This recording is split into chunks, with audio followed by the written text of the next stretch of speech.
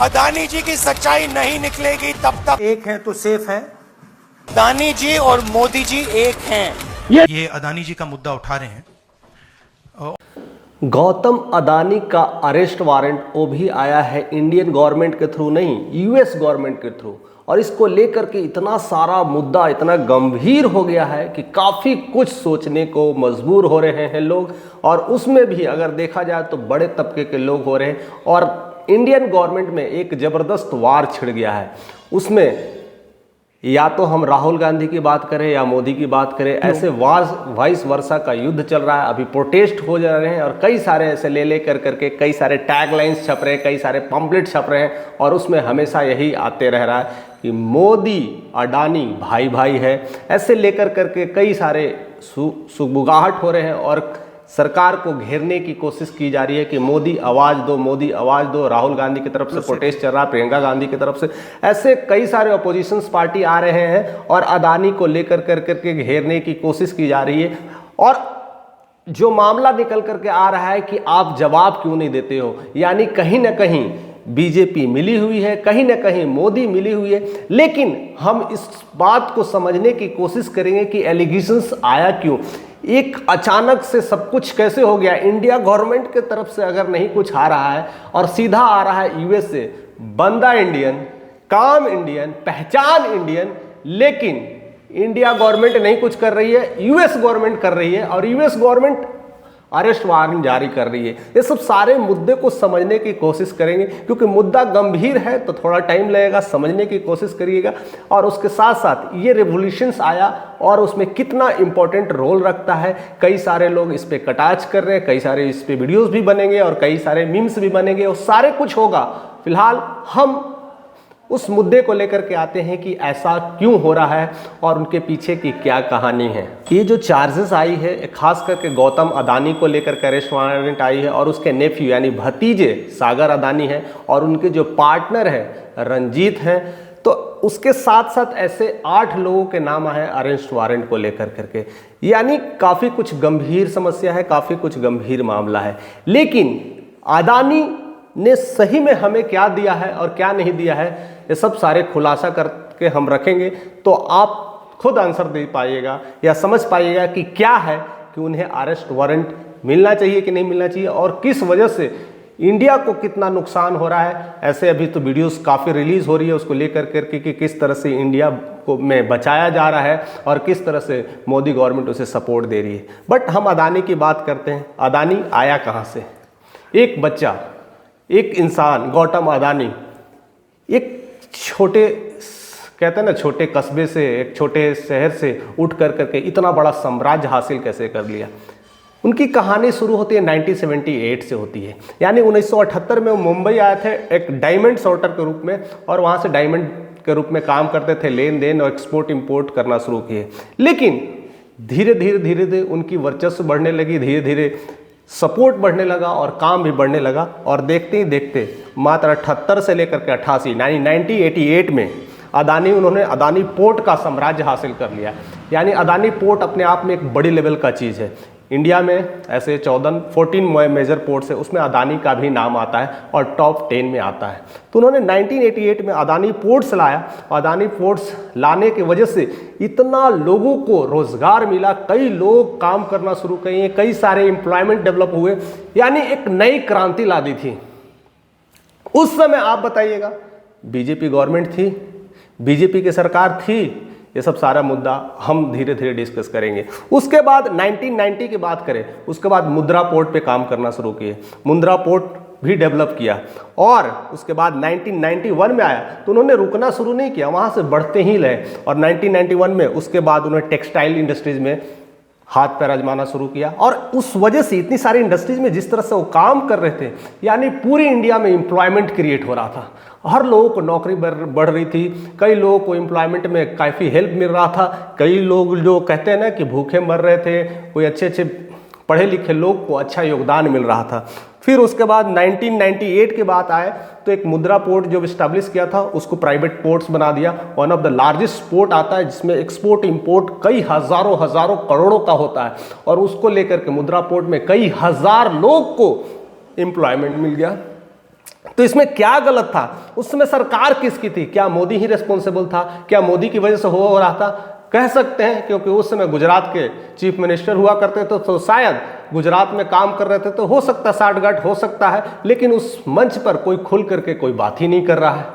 और अभी आता है अरेस्ट वारंट को लेकर के, लेकिन वो गाड़ी वही नहीं रुकी।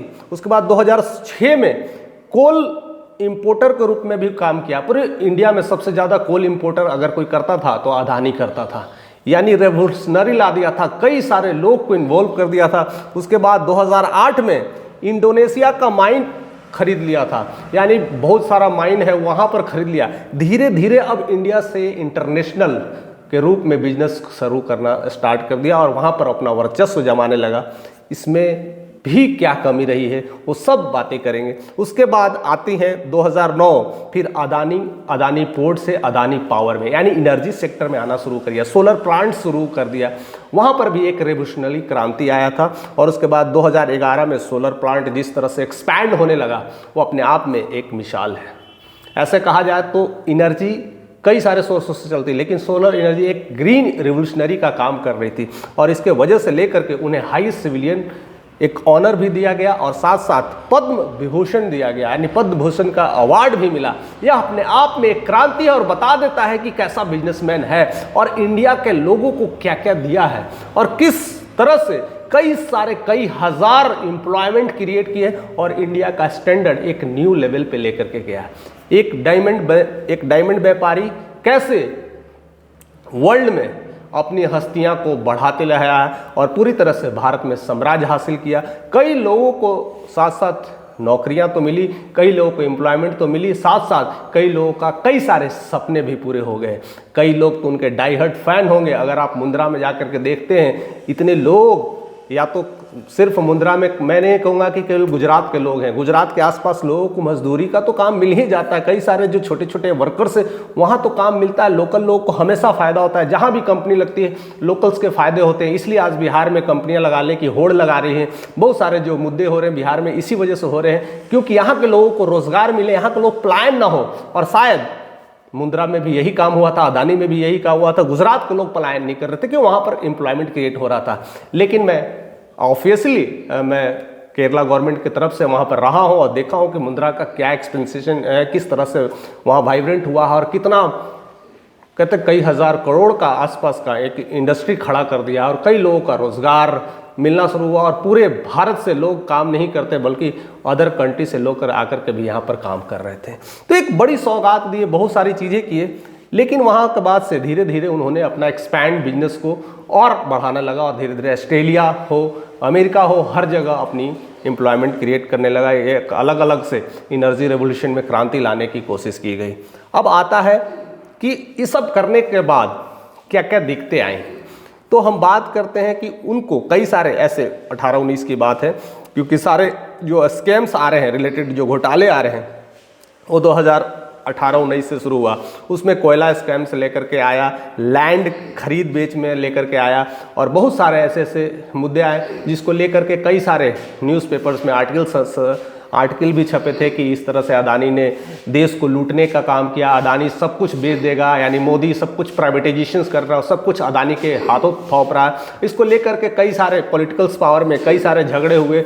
2019 के मुद्दे यही थे, 2014 के भी मुद्दे यही रखे गए थे। ऐसे मुद्दे लेकर करके काफ़ी कुछ घेरा घेरी चल रहा था। लेकिन यह बात आज का सिर्फ नहीं है, ये बात पहले का भी था, क्योंकि अदानी 1980 से सारे काम कर रहे थे और 80 से लेकर के अभी तक 20-24 सालों का संघर्ष, उधर 80 से 20 और 20-40 सालों का संघर्ष है। 40 सालों के संघर्ष में क्या मोदी ही भाई भाई का अनुभव निभाया है कि और कोई प्राइवेट प्लेयर्स मिल रहे हैं और कोई लोग बोल रहे हैं क्या मोदी इतने सारे पैसे इन्वेस्ट करवा दे रहा है। बहुत सारे मुद्दों को लेकर के आज सारी बातें निकल पा रही हैं और जिस तरह से कई सारे नाम आ रहे हैं, कई सारे जो चेहरे आ रहे हैं और उसको लेकर के कई सारे प्रॉब्लम्स आ रहे हैं, उसको लेकर करके ये सब सारी बातें हो रही है। फिनांस मिनिस्ट्री को लेकर करके कई बार क्वेश्चंस आया था, रेज किया गया था क्वेश्चन कि 6 एयरपोर्ट बेचे गए, उसको लेकर के एलिगेशन आया था। अदानी ग्रीन एनर्जी को लेकर करके प्रॉब्लम्स आया था, ग्रीन एनर्जी में रेट को लेकर के प्रॉब्लम्स आया था कि किस तरह से बिजली का रेट अगर देखा जाए तो सबसे ज़्यादा महाराष्ट्र में है, उसके बाद बॉम्बे में है, और रेट अगर किस से लिया जा रहा है, ये सब सारे मुद्दे को उठाया जा रहा है।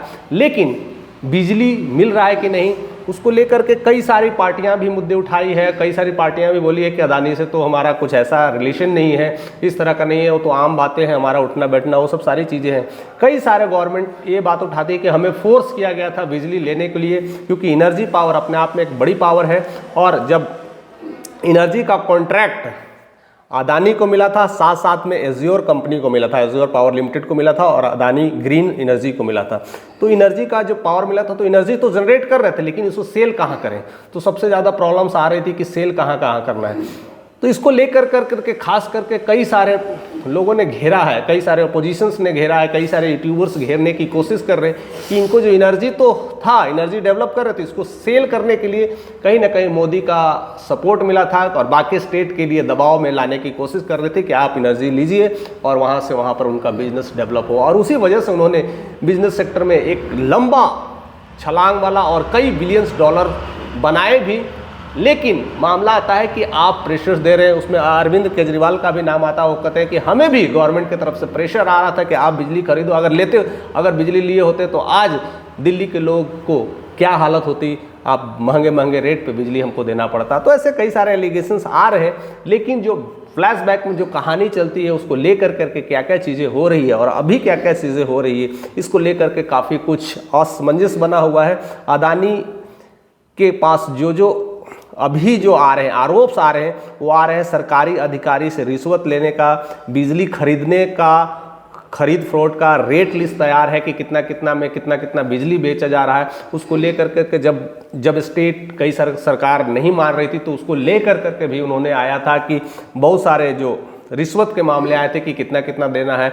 और ये सब सारा जो खेल रच रहा था, तो वो तो रंजीत थे, ये एज्योर पावर के या तो अडानी के भतीजे अगर कहा जाए तो सागर अदानी थे। तो इस तरह का ये दोनों मामला को लेकर के काफ़ी कुछ उठाया है, और वही मामला को लेकर के सब कुछ ठीक चल रहा था, यहाँ पर तो चल रहा था। कई सारे मामले आए, लेकिन कभी भी यह क्लियर नहीं हुआ, सुगबुगाहट नहीं हुआ, और आरोप जितने भी लगते गए गौतम अदानी पे, सागर अदानी पे, रंजीत गुप्ता पे लगे, वो सारे बेबुनियाद से साबित हो रहे थे। सब पेपर पे ही थे, सारे कुछ पेपर पे ही लग रहे थे। लेकिन आरोप के बेबुनियाद को लेकर के आंध्र प्रदेश में, छत्तीसगढ़ और केजरीवाल के जिस तरह से बयान आए हैं, तमिलनाडु के बयान है, सबको बिजली लेने के लिए बाध्य किया गया था। अब बाध्य किया जा रहा है कि नहीं किया जा रहा है, दैट्स अ डिफरेंट केस। हम जैसे जनता को 80% जो पॉपुलेशन है, उनको इस बात का मतलब नहीं रहता है कि आप किससे बिजली खरीद रहे हैं। उन्हें बस ये मिलता है कि उनके घर में रोशनी आ जाए, बस उसी के लिए बात होती है। लेकिन यहाँ पर बात आ रही है कि अगर उस तरह से ज़बरदस्ती दिया जाएंगे स्टेट गवर्नमेंट को, तो स्टेट गवर्नमेंट अपने लोगों को महंगे दामों पर देगी, प्राइवेटाइजेशन हो जाएगा तो चीज़ें महंगी हो जाएगी, और उसको लेकर के सारा मामला उखड़ रहा है। और साथ साथ ये जो आरोप लगा है, यूएस गवर्नमेंट ने लगाई है, अभी तक इंडिया गवर्नमेंट नहीं लगाई है, इसलिए यह विरोधाभास चल रहा है, संसद में मांग चल रही है। खास करके राहुल गांधी, प्रियंका गांधी जो भी हो, उनके साथ पूरी टीम से, कांग्रेस की टीम है, बार बार ये क्वेश्चंस लाया जा रहा है, मोदी आवाज़ दो, मोदी आवाज़ दो। और इस बात को लेकर के कहिए, आप खुलासा करिए कि ये क्या है अदानी का मामला। अगर अदानी का मामला को पूरी तरह से उसको डिस्टिंक्ट ऑपरेशन के रूप में करिए, उसको एक्शंस में लाइए, और जो मामला है पूरे धरातल पटल पर रखिए। और जिस तरह का आप सहयोग दे रहे हैं, सहयोग करना बंद कर दीजिए। कितनी सच्चाई है, कितनी सारी सच्चाई है कि नहीं, ये सब मामला कहीं ना कहीं सुप्रीम कोर्ट में आ ही जाएगा, बहुत जल्दी आ जाएगा, और सारा कुछ क्लियर हो जाएगा। फिलहाल जिस तरह के मामले आ रहे हैं, उसको लेकर के जनता में भड़काने की कोशिश हो रही है कि जनता को क्या मिल रहा है, जनता को केवल नुकसान मिल रहा है, जनता को ठगा जा रहा है। जो कुछ पैसे बनते हैं तो जनता से बनते हैं, ये सब जाहिर है, सब कुछ पता है। लेकिन क्या सिर्फ इनके वजह से ही जनता को नुकसान हो रहा है कि उन्होंने बिजली दिया और महंगे रेटों पर दिया?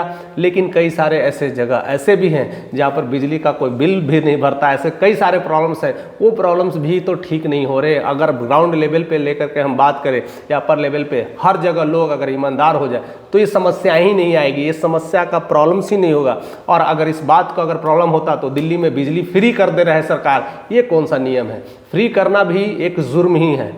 आप आदमी को या किसी को फ्री देते हैं तो उसे नपुंसक बना देते हैं, तो ये कहाँ तक सही है? तो अगर इस बात को लेकर के घेरा जाए तो मोदी भी घेर सकता है, दिल्ली सरकार को घेर सकता है। ये सब सारी चीज़ें अपने अपने सरकार को बचाए रखने के लिए, अपनी सरकार की गरिमा को रखने के लिए सब सारी चीज़ें किया जाता है। जिस तरह से अरविंद केजरीवाल ने यह एलिगेशंस लगाया कि अदानी की तरफ से भी हमारे बिजली लेने का, उनकी एनर्जी लेने के लिए हमें फोर्स किया जा रहा था, मैंने नहीं लिया, तो आप किस बात से आप एलिगेशंस लगाते हैं कि हम अपने राज्यों को फ्री बिजली दे रहे हैं? फ्री बिजली देना कितना हद तक सही है, और वो पैसे लेकर के दे रहा है तो वो कितना हद तक सही है? सारे कुछ लेकर के बातें हो रही है, कई सारे असमंजस बन रहे हैं। लेकिन उसके बाद जो आरोप लग रहा है, जिस तरह से ध्रुवा राठी, हजारों करोड़ रुपए का करप्शन हुआ है, तो ये पैसा आप, ये बिजली का जो रेट है वो सब कुछ जनता के हाथों जा रहा है, सब कुछ लूटा जा रहा है, वो जनता के लोगों को जा रहा है। मेरा काम है लोगों को आगाह करना, और जनता इसमें पिसती है, प्राइवेट प्लेयर है, उनको कुछ होना जाना नहीं है। और ये सब बातें कहीं ना कहीं मोदी के सामने, तो मोदी उसको दबा के रखेंगे। ज़्यादातर वो मोदी के खिलाफ ही बात करते हैं, और कितना सही है कि कितना सही नहीं है, काफ़ी लोग उनको ट्रेंड करते हैं, फॉलो करते हैं, इनसे इसकी बातों को लेकर के कई सारे जो व्यूअर्स है मिलियंस में जाते हैं, करोड़ों में जाते हैं, उस बात को देखने को और समझने की कोशिश करते हैं। लेकिन अगर पूरा मैं भी देखता हूं, अगर वीडियोस देखने के बाद वो निष्कर्ष निकलता है, जितने भी वो फुटेज शेयर करते हैं, कहीं ना कहीं वो पेपर कटिंग फेवर होता है, कोई ना कोई ऐसा कोई बयान नहीं होता जिसपे गौतम अदानी ने इस बात को कहा है। बहुत सारे वो बातें कहते हैं कि वो बेबुनियाद है, पेपर पे कई सारे ऐसे रिटन एग्रीमेंट्स बन जाते हैं, एक आवाज़ उठती है तो पेपर पे छप जाते हैं। कई सारे बात कितने बेबुनियाद है, कई सारे बात धरातल पे सही है, और उसमें भारत के लोगों को कितना नुकसान हो रहा है और कितना नहीं, ये तो वक्त ही बतलाएगा। लेकिन यूएस के तरफ से ये अरेस्ट वारंट काफ़ी कुछ चौंकाने वाली थी, काफ़ी कुछ ऐसी बातें थी, उसको लेकर करके काफ़ी कुछ तहलका मचा हुआ है, काफ़ी कुछ इंटरनेशनल न्यूज़ बना हुआ है। लेकिन यह मामला अगर सही में देखा जाए तो ऐसा इसलिए होता है क्योंकि जब हम पैसे की ज़रूरत पड़ती है तो हम इंडियन मार्केट से नहीं उठा करके इंटरनेशनल मार्केट से उठाते हैं, और इंटरनेशनल मार्केट से आप उठाते हैं तो ज़्यादातर जो पैसे थे वो तो यूएस के शेयर बाज़ार में लगे हुए थे। इसलिए यह मामला अरेस्ट वारंट का आया, उन्होंने छानबीन किया और सारी चीज़ें जो भी उनके तथ्य पे लेकर के आया वो सब पैसे को लेकर के आ रही थी, उनको पैसे उतने सारे नहीं मिल रहे थे, तो एलिगेशंस लगा कि ये सारे पैसे का खरीद फरोख्त कर रहे थे और बिजली भी को लेकर के कर रहे थे। लेकिन यह काम इंडिया को करना चाहिए था, इंडिया में ही सारे स्टेट को बिजली दे रहे हैं, ना कि यूएस को दे रहे हैं, और इंडिया गवर्नमेंट चुप है। इसके लिए भी क्वेश्चंस उठाया जा रहा है, मुद्दे उठाए जा रहे हैं कि सरकार चुप क्यों हो, इस पर अपने पट्टी खोलिए, देखिए और लोगों को क्लियर कर दिए। लेकिन ये सब सारी बातें होती रहेंगी, आपके मन में, आपके जहन में ऐसी कौन सी विचारें कौन रही है कि गौतम अदानी क्या कुछ दिया हमारे लिए, किस तरह से 1980 से लेकर के 2000 तक यानी 40 सालों तक गौतम अदानी ने देश को क्या दिया, इतने लोगों को एम्प्लॉयमेंट कराया, कितना हद तक सही है। आप गुजरात में या उस कंपनी में जाके देखिए, कई लोग को रोजगार मिल रहा है, क्या वो गलत है? क्या बिजली का एक रेट को लेकर करके उनको घेरना सही है? कई सारे मुद्दे हैं और घेरा जा रहा है, तो इंडिया में क्यों नहीं, यूएस से क्यों आ रही है? ये सब सारे चीज़ों को लेकर के आपके मन में कौन सी विचारें कौन रही है? आप ध्रुवा राठी का भी वीडियो देखिएगा, समझने की कोशिश करिएगा कि किस बातों को लेकर के वो कहते हैं, किस तरह का वो रिप्रेजेंटेशन देते हैं, किस तरह का पेपर कटिंग देते हैं। ये सारे मुद्दे सब कुछ क्लियर होने वाला है, और ऐसे ही आप बने रहें और अपना कमेंट जारी रखें। अगर चैनल पर नए हैं तो जरूर से जरूर सब्सक्राइब करें, क्योंकि ऐसे नोटिफिकेशन आपको आते रहेंगे।